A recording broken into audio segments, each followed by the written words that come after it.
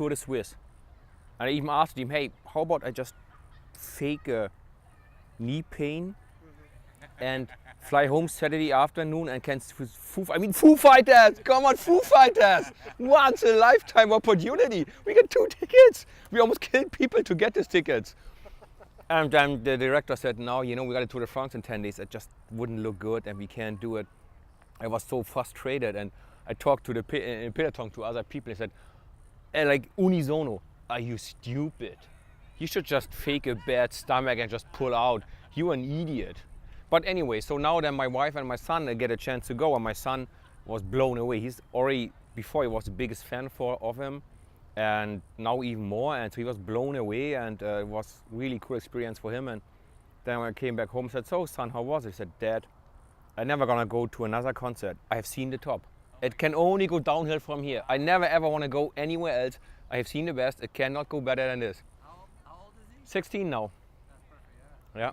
So what other shows have you gone to with him? What other shows have you gone to with him? What other bands you guys have? I had tickets in last year, January, to Linkin Park.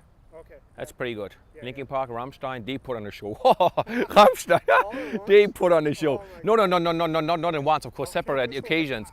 But I mean, Rammstein, it's you almost even as a spectator gotta come in fireproof clothes there. It's poof. A good live act. Anyway, okay, then we go, I guess. Just get a quick focus. So how much of me is in the picture? Yes.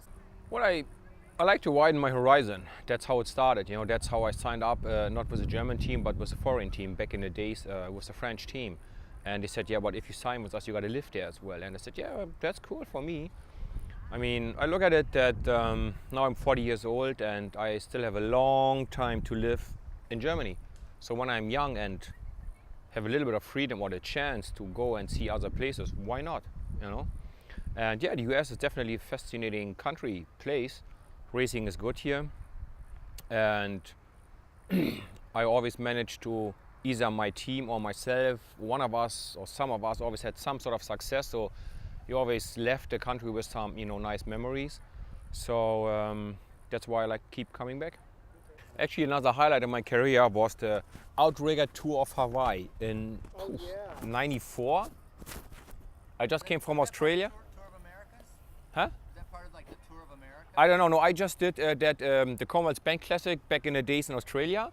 I won that one, and in '94, and then with the points I got there, I won the Amateur World Cup, and then on the way back, we flew from there to Australia, Hawaii, LA, whatever, New York, and then back home Germany. We had a stopover in Hawaii and did the Outrigger Tour of Hawaii. That was awesome. How many days? 4 days, but then I stayed for another 14 days. I brought my now wife, at the time girlfriend, over, and that was cool. We picked them up in a white stretch limousine. We had this flower thing to put around their necks, and she came with another rider's girlfriend. Oh, that was awesome. And I was so young, 94. Anyway, the sport has changed. I mean, it's still cycling. We're still riding on bikes, and they have 2 wheels, not 3 or 4, but 2 wheels. So that hasn't changed. But apart from that, more or less everything has changed. And I would say also more or less everything has changed to the better. The whole surrounding, the infrastructure is better, better salaries, better social security, better hotels. It's gotten, people or the teams take better care of the riders. So yeah, as I said, more or less everything has developed into the better. I mean, bikes getting faster, lighter, stiffer, more comfortable, better, clothes getting better, but I think there's more riders now out there, so it's a stiffer competition for places. I think, as far as I remember, we have roughly 1,300 licensed professionals or registered professionals, and out of the 1,300 there's 550 in the first league in the World Tour. So it's basically 2, almost 3 riders per sport. So that's a stiff competition. Every year you basically got to prove yourself to be worth being in there. So that makes it a little bit harder and more stressful. And that results also in more stressful and hectic and dangerous racing. People taking more risks because they know their, could I say their asses on the line, or do you got to beep that out? I would say you have, I call them desperados. You have them everywhere. It doesn't matter what nation, what continent you're racing on. But another reason why I come or like to come here to the US is you got this huge, large roads. So, you know, if the peloton is like, say, 120 guys, you could ride in 2 little lines because there's 60 guys can fit in the first line and 60 guys in the second line. So, you know, and in Europe you often have larger fields in terms of numbers, but a lot smaller roads. So that automatically creates more stress. So I would say racing in the US it's safer. Why don't you always have to ask me these painful questions, rubbing it into me? Hey Jens, you're old, Jens. Why don't you ask me what my favorite ice cream? Anyway, yes, indeed, it's getting more and more people. Actually, I see now on the other side of the steering wheel. It's not so many people I raced with for a long time. Fortunately, Chris Horner, my teammate, I know him forever and he's still racing, so there's still hope for us. But yeah, even if you look at our team, Lars Michaelsen, for example, he's a sports director in our team. He's not here, but he's in our team. He's a little bit older than me, but yeah, I raced with him. I was teammate with him, you know. Or another good example was Tristan Hoffmann. He raced with CSC, then retired, became a sports director. And you know, Hoffy and I, we have seen a few things together, you know, I mean, over the years. And then suddenly you sit there and Hoffy goes, okay, my friends, you got to be serious now and not do this and not do this, not do this. And I just sit there and go laugh and go, Hoffy, do you remember last year what we did?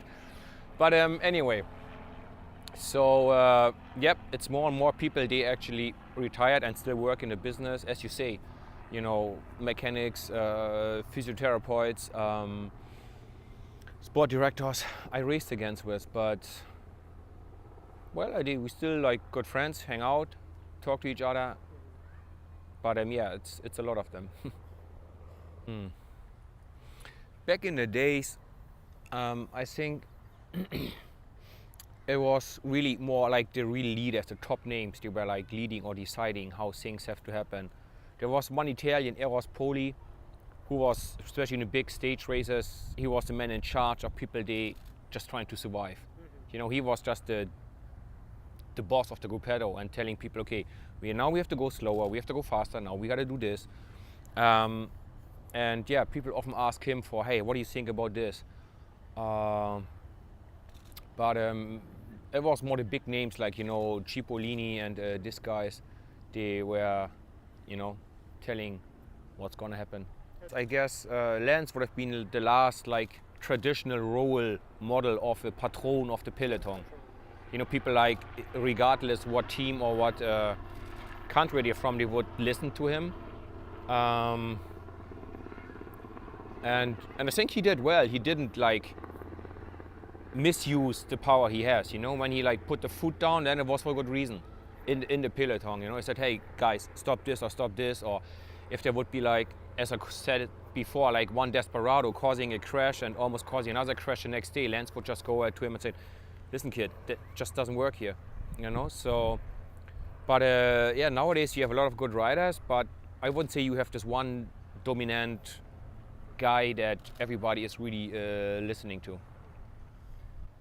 Yeah, I do, but last years or the latest years, or in the last years, to say it correctly, I was getting caught, or I signed up with teams, a lot of leaders, so it's obviously less free tactics there, you know. It's more like of a strict tactical sort of like plan, or, you know, they would try to follow, and that automatically creates less chances for me to just go out and just useless, senseless attack, you know. But I'm coming to terms with that, because the way I see it, it should become a perfect circle. You know, you start off as a young guy, older people try to help you, older riders try to help you, so you grow up. Then you have the top half of the circle where you're performing. And yes, you are a little selfish also. You go, I want to win, I want to perform, I want to go in a break, I want to. And then like you are passing this top piece of your career, and then you realize, you know what?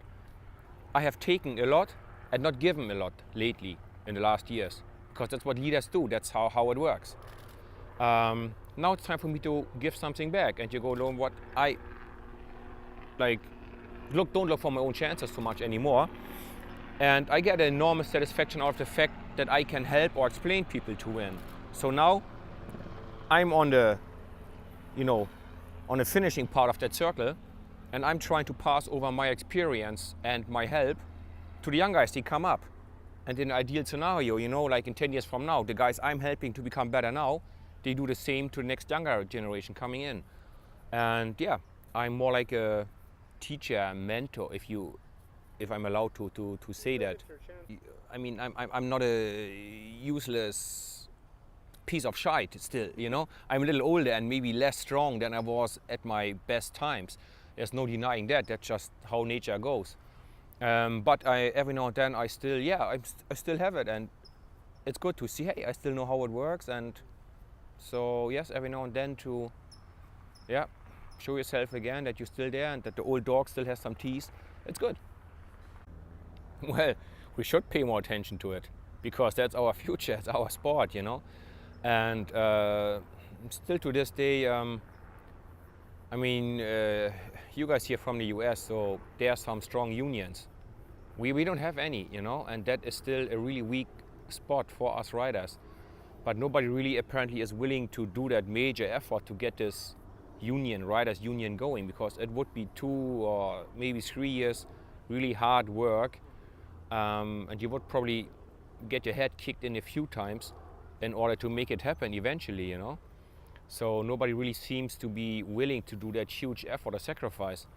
But yeah, we should have that, and we should take more influence on our sport, because in the end, it's us who are doing the business, It's us, they go on big roads or small roads, go out on the heat or in the rain, or, and we should try to have more influence on decisions made about our future and our sport. Certain stakeholders in this sport are not really interested in riders having one strong union or one strong voice. So there's not really a lot of encouragement for this, But yeah, I think all it takes is just that one person going, okay, I'm gonna do that now. I'm gonna do this now. Probably 20 years ago that would have been true, but now we're sitting here in California, and if you want, in 10 minutes you could have this interview out to whatever, Hawaii, Florida, Spain, Chile. So with the internet and modern communication technology, mobile phones, laptops and whatever all that stuff is, it's really making the world smaller and more connected. So that shouldn't, it might be still a little obstacle, but it shouldn't be anything that we cannot overcome. That is, maybe, as I said, 10 years, 20 years, 30 years ago, maybe we could say, oh yeah, we had to do everything by ladder. And how long a ladder travels from here to whatever, to a rider living in southern Italy. Yeah. So, but nowadays everybody has a mobile phone, has a laptop, has some sort of internet access. So it shouldn't be like that. But yes, there's different ways of thinking, of course. And the 3 years I was the member of this riders union, I don't even think it exists anymore really in that shape we had it there. Or I was the whatever rider speaker, whatever you call that. I realized there's a huge difference. It's like going from north to south, about certain things and certain problems in our sport. And also different sort of interest of how important people think this work could be. Well, if I would be a single and having tons of time, yes. But I'm married with 6 kids, plus a dog and a cat and fishes.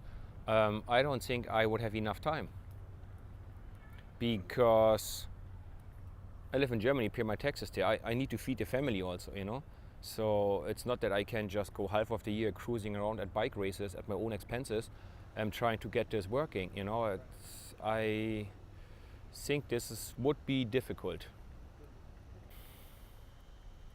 Well, it depends. If you're like really superior strong, you can just force it. You can just make it happen whenever you want. You just choose any given hill and go, I'm gonna attack and get away here. If not, then you have to be, of course, a little bit more clever. And there's always certain moments, like after a bonus sprint, for example, where it breaks. Or if you have like really hard period of attacks at the start, and then you feel like they just want to slow down. That's like within the next 5 to 10 minutes, the group is gonna go. Well, fortunately for me, I can almost smell the situation coming. I can almost like, okay, it's there. But you learn it with experience, I guess. But I guess you gotta play your cards smart. You gotta be aware of what happens in the front, but not to be in the front all the time. And as soon as you feel them getting tired or wanted to slow down, then you have to be sharp, because that's the moment where it's gonna go. You need to have that like first magic minute, because if you're still at 30 seconds, 20 seconds or whatever, people still believe they can catch you or they can jump across to you. Once it's a minute, people realize, okay, that's too far to jump across. Now it needs a team to get organized and chase it down. You cannot bridge a minute just by jumping left and right, you know? So once you have this minute, you know, okay, now I'm out here for the day. Then normally the peloton slows down and you quickly gain time. But you have to calculate it's how long it is to go. And then you have either the choice, you go full gas all the time and try to gain as much time as you can, like say 10, 15, 12 minutes, whatever, and try to last as long as you can. Or you play smart and go, okay, I go out until I have 4 to 5 minutes. I slow down, the peloton slows down. I go faster, they go faster. Because if you're alone or with 2 or 3 riders, you cannot control the pace of the peloton where they have like 2 or 3 teams working together with 15 riders. So then it's a cat and mouse game, you know? It's like, okay, you feel they go faster, you go faster. And then you just hope that they miscalculated and you start going full gas, 20 Ks, 30 Ks to go, and they start going full gas, and you just hope that you have a little bit more left, that you can make it before they catch you.